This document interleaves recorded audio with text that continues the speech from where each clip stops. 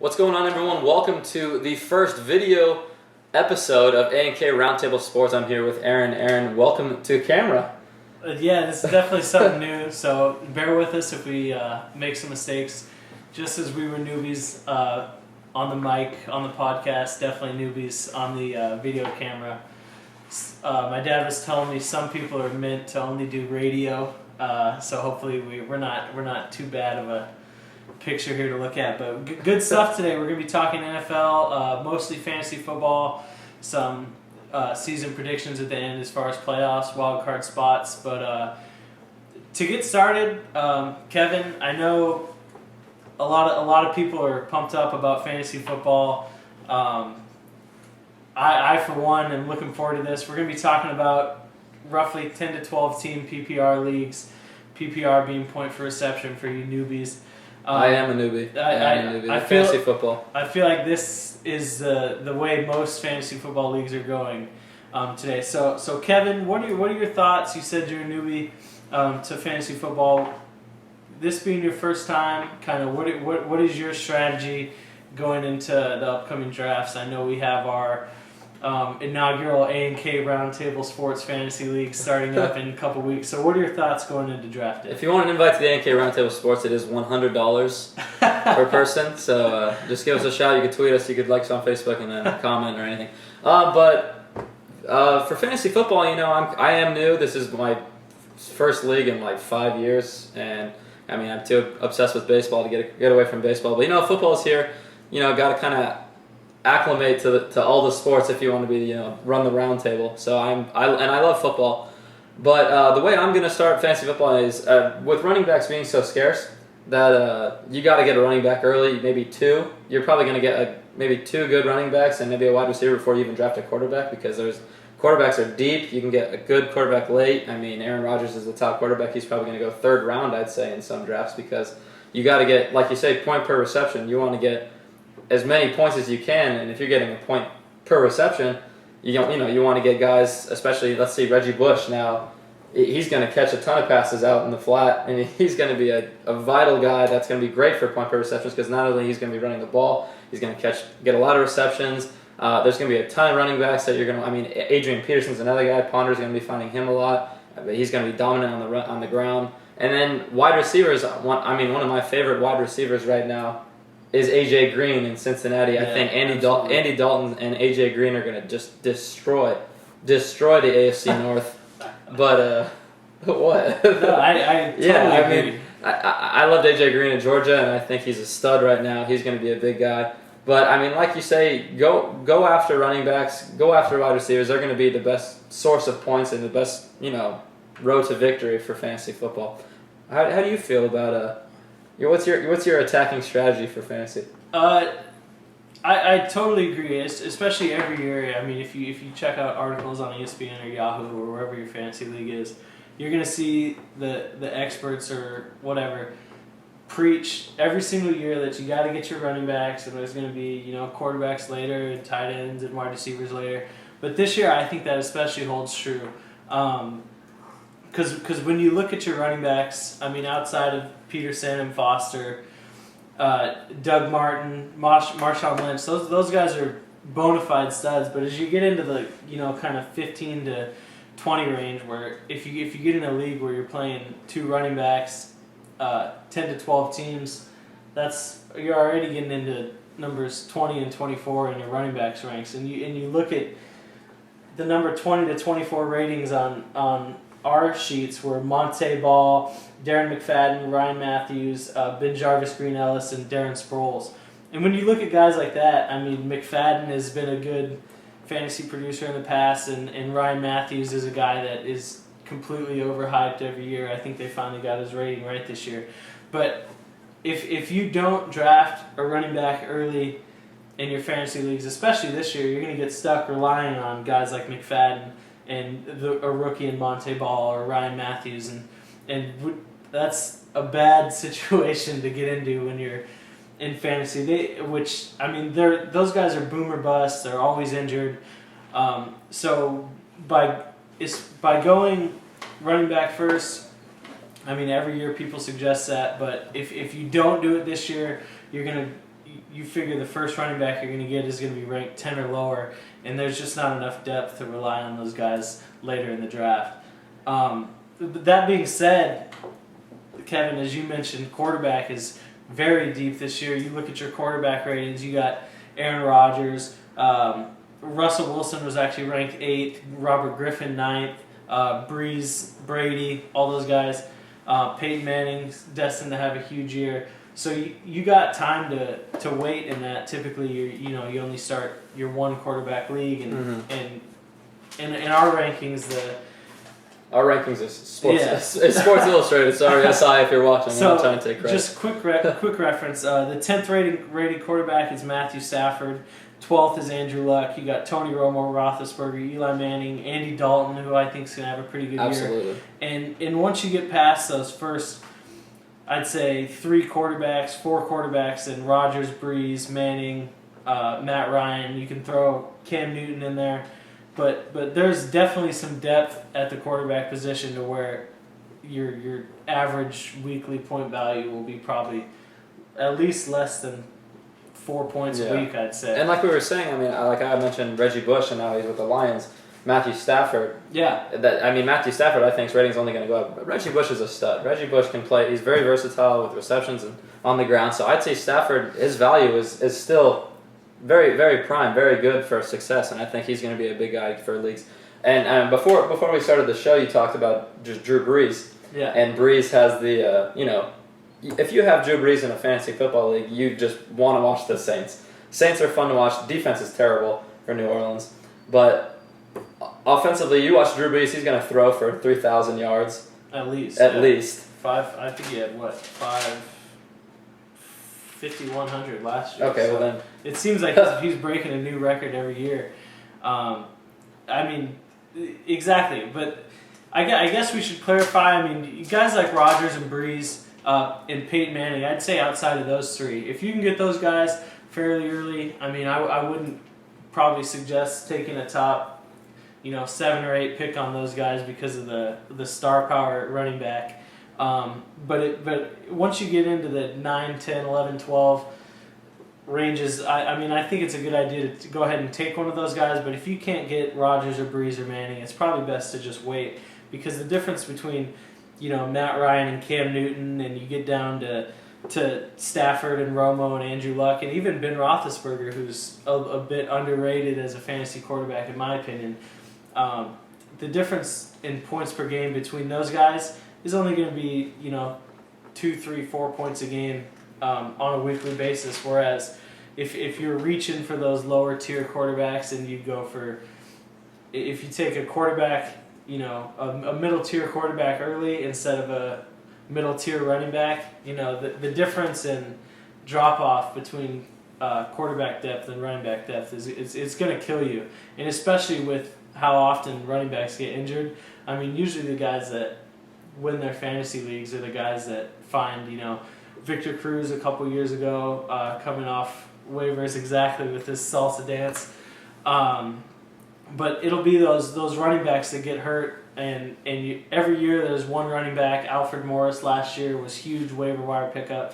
So if you can find those running backs earlier, even if you're, drafting, say you start 1 or 2 running backs and you draft, 3 or 4, there's always going to be another team in the league whose running back gets hurt, and you can, if you find one of those waiver guys, you can make that trade to fill a position of your need, 2 for 1s or 2 for 3s or whatever your need is. So in my opinion, it's best to wait on your quarterback, especially this year, and especially on tight end too. I mean, obviously, you being new to fantasy football, kind of you've looked at the tight end depth and it's kind of shallow. I mean, outside of those 2 top tight ends, Jimmy Graham and Rob Gronkowski, who's coming back from injury, what do you think people should do at the tight end position? Should they kind of wait if they don't get one of those 2 guys, or what? Yeah, I mean, it's tough, Gronk being, you have no idea what you're going to get from Gronk. I mean, you want to say he is an animal, he's an absolute stud, he's a beast, but 2 forearm surgeries and coming off of back surgery, I mean, it's going to be hard to, carry the team. if you're with a back surgery that you're recovering from. I mean, there's a couple guys. You know, I'm a huge Vernon Davis fan in San Francisco. I love the way. I mean, watching the NFC West constantly, being a Cardinal fan, and you know, it's kind of the only thing we get to see. But Vernon Davis is a stud that I like a lot. I think Kaepernick and him and Vernon Davis are going to be on the same page. Another guy, Tony Gonzalez, you know, a veteran that always will put up numbers for you, who's a good tight end to have. But I mean, other than that, like you say, if you're not getting Jimmy Graham, that it's kind of just like hopefully someone busts through on the scene for you. I mean, there's a couple other guys. I mean, who we have on the list? Kyle Rudolph is one I was reading about for the Vikings. That is a guy, you know, Christian Ponder. There's not that much wide receiver help, I feel like, in Minnesota. That I mean, you got AP, but if you can, you know, Kyle Rudolph could definitely be a guy that he just Ponder finds a good relationship with. And other than that, I mean, tight end is very, you know, kind of. Hopefully, we'll see something that you know, a couple guys that come off big. But I'd say, besides, if you're not getting Jimmy Graham, Robbie Gronkowski, that Vernon Davis, Tony Gonzalez are probably your best two options after those two. But other than that, I mean, everyone needs one, so there's going to be surprises. There's going to be guys that come out on the scene, and hopefully, you know, you'll get lucky and you'll grab one of them. So, other than that, I mean, Jermichael Finley is the one I had the privilege to play with his brother-in-law. I'm sorry. What was it? Was it brother-in-law? Katara Stanton was his name. I played baseball with him in Connecticut, and constantly told me about Jermichael Finley and how he's a beast. And you know, you watch him play on TV, and he's a great guy. And you know, Aaron Rodgers being the quarterback he is, Jermichael Finley will get his touchdown receptions too. So we'll see. Actually, it's really good you mentioned him. Jermichael Finley's rated, you know, 13th in our rankings. That's hot. That's hot. Like high, and like that's not high enough. I mean, like high. So low. Low. I'm sorry. Yes. Which I could not agree more on. I mean, first of all, good stuff. I mean, you talk about tight ends. That's what I'm talking about. Outside of, you got Jimmy Graham and Rob Gronkowski, who, I mean, in a PPR league are golden. Yeah, Jimmy exactly. Graham is probably, if he was a wide receiver, I'd say he's, you know, probably top 10 wide receivers. He would be a top 10 wide receiver if he was rated at that position. So to get him as a tight end, and you look down, I mean, Gronkowski, even though he's coming off surgeries, I think he'll be pretty good in New England because, frankly, they don't really have much else to throw to. And he's such a physical specimen, even at, you know, 75, 80%, that he can handle that, even coming off an injury. But after Witten and Tony Gonzalez, those are both pretty good PPR guys. I mean, the Cowboys throw the ball all the time.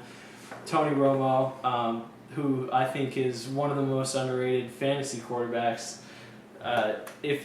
I've won many leagues with Tony Romo as my quarterback. And you haven't even listed the credentials to the crowd right now. I mean, Aaron flipped shade. Five-time world heavyweight fantasy champion. Last year we had some good success, 5 leagues, 4 championships, and 1 second place. But that's kind of what I'm talking about. I'll mention again, you know, Tony Romo on a per-game basis is only going to be a few points worse than those top guys.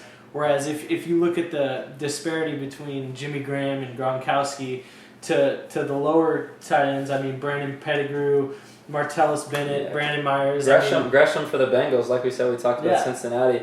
I mean, Dalton, he's got A.J. Green, he's got the law firm, Ben Jarvis, and in the backfield. And they also have, you know, a guy that I really like, Giovanni Bernard, who played for North Carolina. Yep. He's an explosive running back who's going to help the law firm with carries. Then Gresham, he's another target for Dalton. So, I mean, the Bengals, they're very versatile. Gresham could be another guy that's going to be good for your team. But, I mean, and they also drafted Tyler Eifert. Yeah. And we'll see. Yeah, so, and all those reasons you mentioned are a few of the reasons we think the Bengals are going to be pretty good. We'll get into that a little later. But back to what I was saying, I mean, your disparity between your top tight ends and your lower tight ends are going to be huge this year. So even using an early pick on a tight end, which is not something that's normally recommended or whatever. I mean, if you have a chance to get Jimmy Graham at the end of the second round, I think you absolutely need to do that. If he's there in the third round, I don't care what you have in front of you. You know, you need to grab Jimmy Graham there. I think it's worth a pick on Gronkowski because even if he's 70-80%, he's going to be way better than these other options. And like you said, after those top guys, it's pretty much playing the quarterback scenario. Yeah. So Aaron Rodgers, even though Jermichael Finley's rated lower than these guys, to me, I'd rather have a guy with a good quarterback throwing to him instead of a good tight end that's exactly, not going to get receptions. Exactly, and that was kind of, Vernon Davis, a lot of the time, he thrived with Alex Smith. Obviously, he's, like you said, he's a beast physically. He really struggled with Kaepernick at the end of the year, but with those injuries to Crabtree in San Francisco and the rest of their and they got Bolden now. Yeah, so. I think Bolden's their number one receiver now. So they've actually talked about moving Vernon Davis to wide receiver, which would be huge in terms of fantasy because he'll still have tight end eligibility. And if you remember when Marcus Colston first came up, he was rated as a tight end when he first came up. And I remember it seemed like every guy that won the leagues I was in that year had Marcus Colston at the tight end position. So definitely keep your eye on Vernon Davis. Other than that, Greg Olsen, I think, is a guy for Carolina who could be pretty good. He was an ex-first-round pick, I believe, out of Miami. Cam Newton played pretty well in the second half of the season last year. He's top 5, 6 rated quarterback. And he, outside of, Steve Smith is a notorious pretty good wide receiver. He's kind of leveled off the past couple of years, but as far as red zone targets, the Panthers don't really have a lot. And with so much attention on D'Angelo Williams and Cam Newton in the red zone, Olsen's physical enough to get open down there, so he's worth a shot. But another guy we don't mention, man, Zach Miller in Seattle. I didn't even think about it. Russell Wilson and Zach Miller could be a big killer combo. And I think, we've talked about Seattle is almost unbeatable at home, and I think Zach Miller is going to be one of the big targets for Wilson, especially in the red zone, and just Zach Miller is explosive, and I loved him in Arizona State, and I think he's going to be a good player over there for Wilson and the Seahawks who are trying win a division in a tight NFC West. Good point. When it comes to fantasy, some of you guys that have had success, I've had success in the past. I hate sharing my secrets, but I usually try and focus on whatever the most explosive offense is. Just get in on that somehow. Last year, the Falcons were good. The Falcons will be there. Yeah, the Patriots are always good. The Broncos are always good. There's a lot of talk about this year, with Wes Welker coming in. What's the distribution going to be between Welker and Demaryius Thomas and Aaron Decker? And really, when it comes down to that, it may be hard to predict on a week-to-week basis of who's going to be a star, but when you have Peyton Manning, you saw how he utilized Wayne and Marvin Harrison and Dallas Clark, in the glory years in Indianapolis, and he made Austin Collie a pretty viable fantasy option a couple years ago. So Manning is no stranger to spreading the wealth around, so I don't think there's any reason to. And he's Peyton. Yeah, exactly. He's Peyton exactly. Manning. And so we've talked kind of about positions. I know you mentioned Reggie Bush as somebody who could be a sleeper, especially in a PPR league. You've seen guys like Darren Sproles in New Orleans, who used to work with, or who still does work with Drew Brees. He's always a good option that people look over in terms of fantasy drafts. But Reggie Bush, those other two backs, Mikel Lashore and Kevin Smith, I forget the other one. Last year they had 80 catches. So with all the attention Calvin Johnson gets over the top, it's definitely going to open up some holes. Is that kind of why you're high on Reggie Bush? And are there any other running backs you are kind of high on? So just kind of seeing what you're thinking there. Yeah, like I said, Reggie Bush in a PPR league that's huge. Matthew Stafford, if they get on the same page, that's going to be killer. But there's a couple guys that come to mind right out the gate, and I can't think of them right now because we're on the wrong page. Stat boy. Stat boy. Stat boy, get us on the right page. But Arian Foster is one that is going to be huge in a PPR league. CJ Spiller for the Bills. There's quarterback conversation right now in Buffalo with Colban and what's we were talking about? EJ Manuel. EJ Manuel, I think, is going to win that job. Even though I couldn't think of his name, but because we were watching it earlier, and he's a great quarterback to run, and I think that C.J. Spiller is a dominant running back. He's going to be successful. And then you mentioned Alfred Morris earlier with the Redskins. I mean, if Robert Griffin comes back healthy, that's going to be killer. If he doesn't, Cousins is still a guy that you said that is going to run that position really well, and he's a good quarterback option besides Griffin.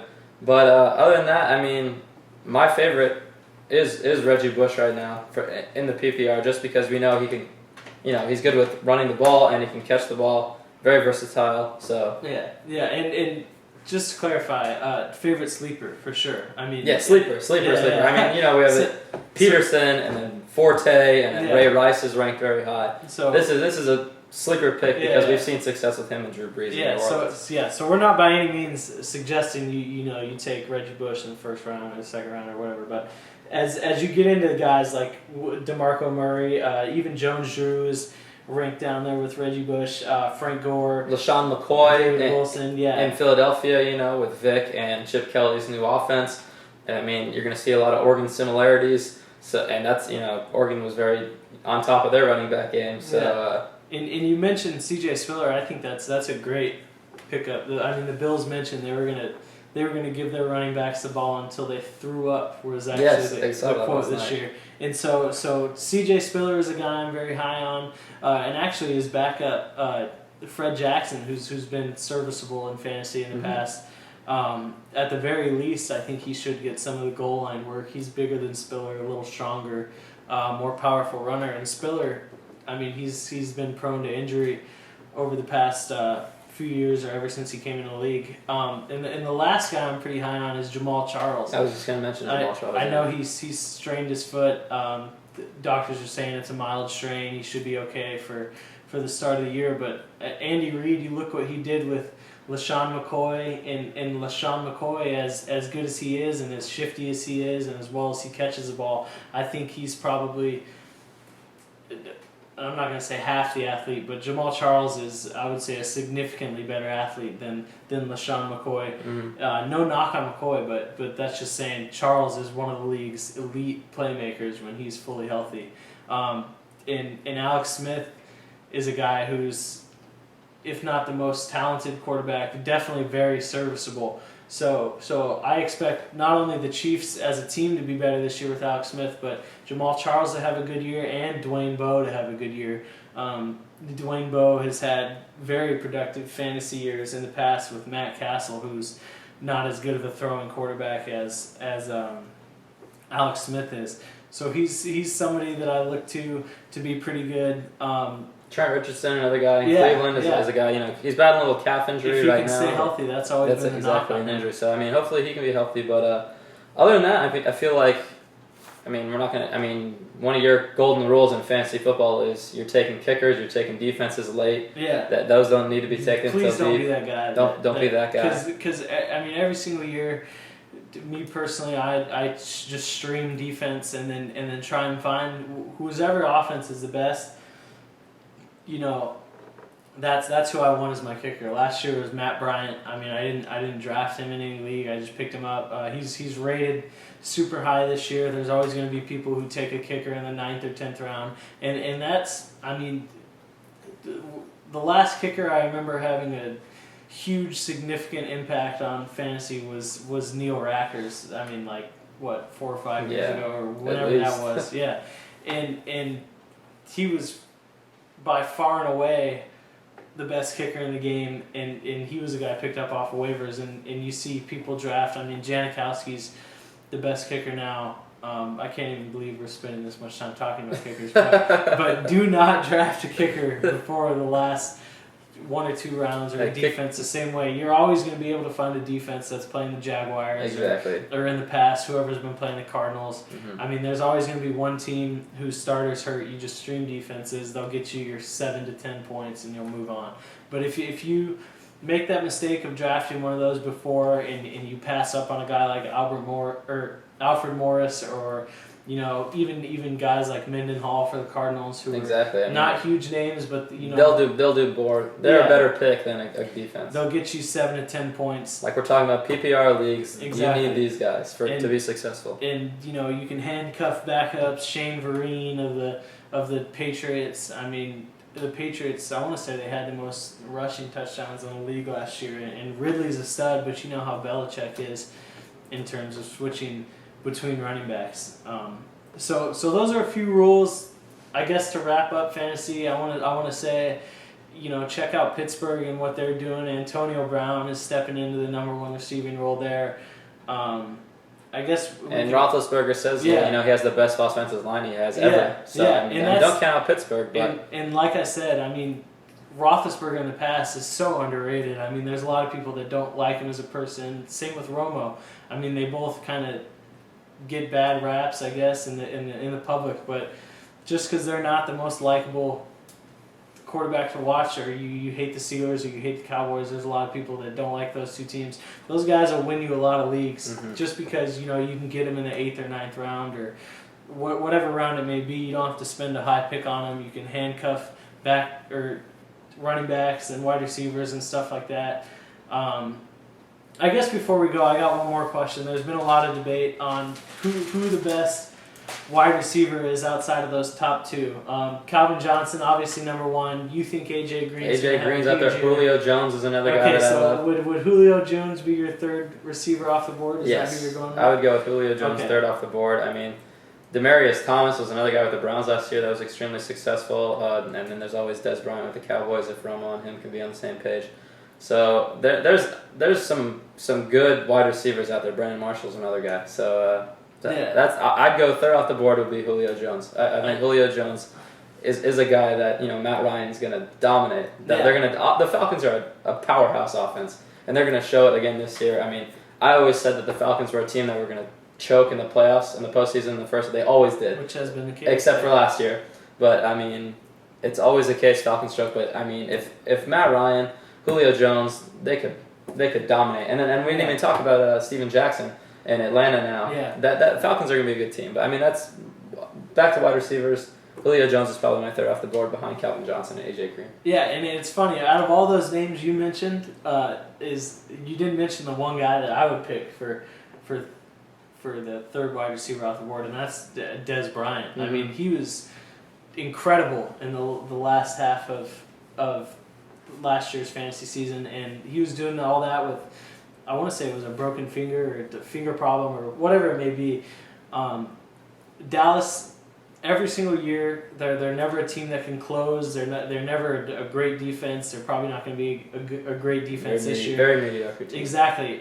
And Romo, as many interceptions as he throws, he piles up yards. And when you look at Dallas, I mean, Witten's getting older. DeMarco Murray's a stud in the backfield, so he's going to keep defenses honest. But as far as physicality and wide receiver, I mean, Des Bryant's measurables have got to be as good as anybody in football. So, and you mentioned Julio Jones. I mean, he's right up there with Julio Jones, and I'm not saying you're wrong about Atlanta, but like I said earlier, talking about in fantasy, you just want a piece of whatever the best offense is. Sometimes that works against you if you're taking their number 1 option. For instance, last year, Roddy White and Julio Jones competing for catches, and now they got Steven Jackson, so they're going to have a good running game. I mean, I'm high on Steven Jackson too. And then Tony Gonzalez, of course. So Jones is going to get his or whatever. But as far as Des Bryant, I think, I mean, Miles Austin is good, but he's, nowhere near as talented as him. So Des Bryant, clear cut number 1. If you're looking down the list, there's a ton of names that could stand out. I mean, you got Larry Fitzgerald with the new quarterback and Carson Palmer. Reading tweets from Larry Fitzgerald on Twitter saying, Fitz. I love Palmer. I love the game we're gonna play. I'm expecting a lot out of Palmer now. I mean, it's the 200th quarterback in the last 3 seasons for the Cardinals. But other than that, I mean, you looked at it, you got Randall Cobb with the Packers, Aaron Rodgers throwing to you. You keep looking at Wes Welker now with Peyton Manning. There's a ton of guys that you'll be okay with. Yeah, so don't count any of those guys. Perfect that you mentioned Fitzgerald. I mean, he's He's the God bless yeah. him for what he's had to go through the past couple years with Arizona. And this, it's perfect that you said that, because you mentioned Carson Palmer, and exactly what I'm talking about waiting on quarterbacks and drafting other needs first. If you remember Carson Palmer last year in Oakland was terrible. And he survived. Exactly, and I probably started Carson Palmer 5 or 6 weeks last week, just based on matchups alone. And that's kind of how I think you need to win in fantasy football, because your stud guys, say you look at Aaron Rodgers or whatever, and he's got to face Chicago twice a year. He's got to face Minnesota twice a year. Minnesota, wasn't as dominant on defense as they have been in the past last year, but I mean, still going against Jared Allen and that Jared Allen or defensive line. I mean, it's tough. Basically, what I'm trying to say is it's tough. You get those quarterbacks that are must starts. I mean, you're not going to sit Aaron Rodgers if you draft him, but when he goes up against a bad matchup, you have to play him. And if he's a guy that you take so early and you're depending on 25, 30 points a week from him, and he faces a good defense and gets you 15 or 10 or whatever, but if you have a middle tier quarterback, say Romo or Roethlisberger or whatever, whoever it may be, or even, I mean, Russell Wilson, I'd say would be a middle tier quarterback. I mean, those guys, you can play the matchups, and say you get Carson Palmer, playing a home game against the Rams, or a lower tier team, the Dolphins, or whoever it may be. I can't remember the Cardinals' schedule right now, but you can make those decisions much easier, and it's playing percentages, and that's the difference between a win and a loss. I mean, how many games have you guys out there lost by 2 or 3 points, and you say, my backup quarterback on the bench had 30 points, and it was Carson Palmer, but I'm not going to sit Aaron Rodgers. I mean, that makes sense, but I mean, read the matchups, like you said. Exactly. Matchups are so critical to fantasy sports. That's how you'll be successful in all fantasy sports. I mean, across the board is knowing matchups, knowing who your guy's going up against, and will there be success. And I mean, normally if you're facing a bad defense, like you're saying, he's going to throw up numbers. And lastly, I mean, sorry to interrupt. That's fine. You mentioned Randall Cobb. I can't believe the hype he's getting this year. He was awesome last year, and actually I hated him because he was one of those guys that people pick up off the waiver wire, and it's the guy that checks his team once a month and somehow drafted Randall Cobb because he's a Packers fan. The points are rolling in. And he puts up 30 or 40 points, of course, the week he plays you. But Aaron Rodgers has many think he's the best quarterback in the league, has gone out and said, hey, this guy is going to get 100 catches this year. And considering how many touchdowns he scored last year and his big playability, I mean, if the best quarterback in the league says he's going to get this guy 100 catches this year, I mean, that's got to be taken into account. Yeah, but I mean, going off topic with NFL and MLB, I mean, Aaron Rodgers did say that Ryan Braun did not have HGH in his system. He bet his entire salary, but I mean, he must be playing for free this year. But definitely good point. I was just joking. I mean, that's not a serious. I mean.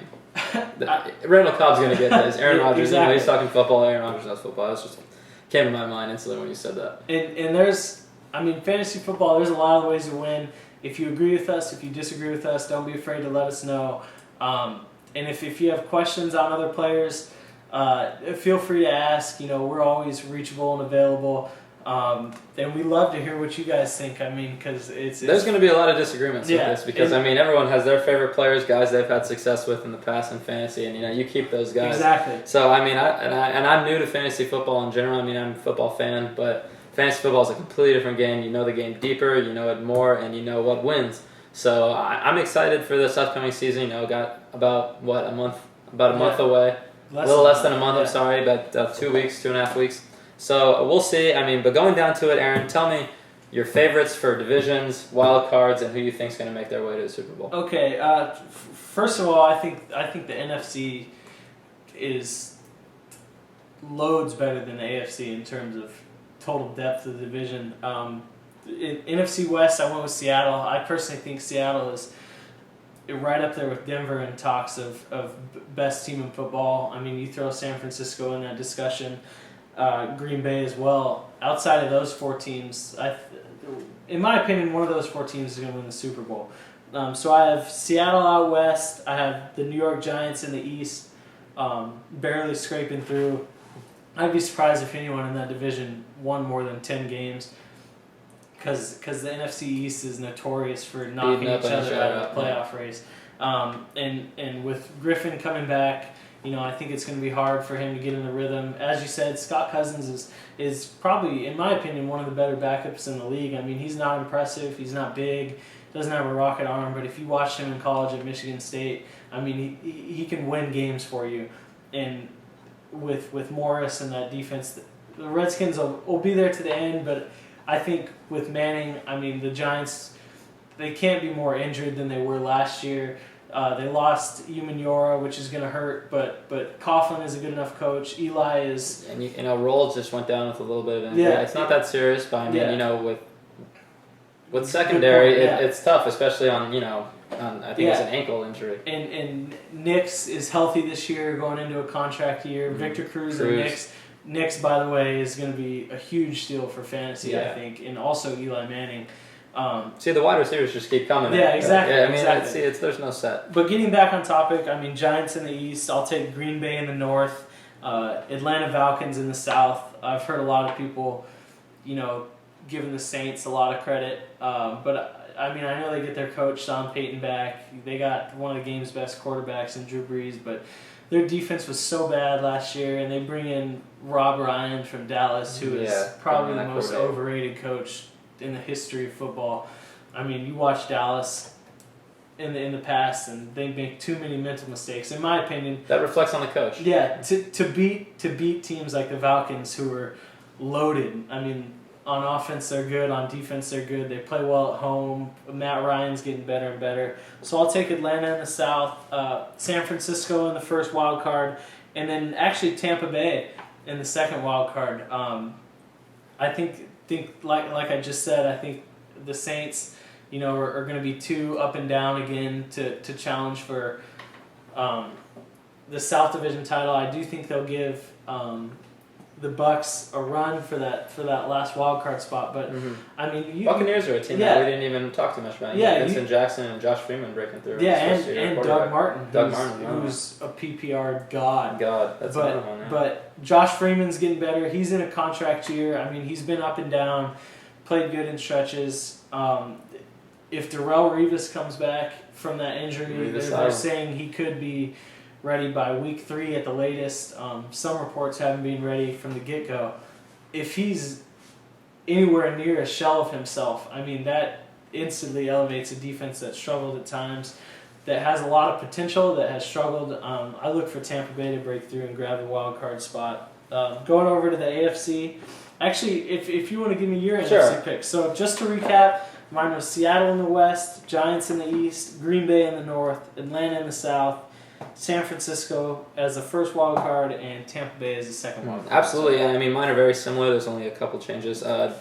You mentioned the New York Giants and, all their tools and all the guys they have. We talked about Roland and the defense is all there. But I got the Giants in the East. Giants are my favorite. I mean, it's tough. Giants-Washington is going to be interesting. Like you said, they always beat up at each other. Dallas will be in the mix. Philly, I don't think Philly is going to be quite up there with those guys.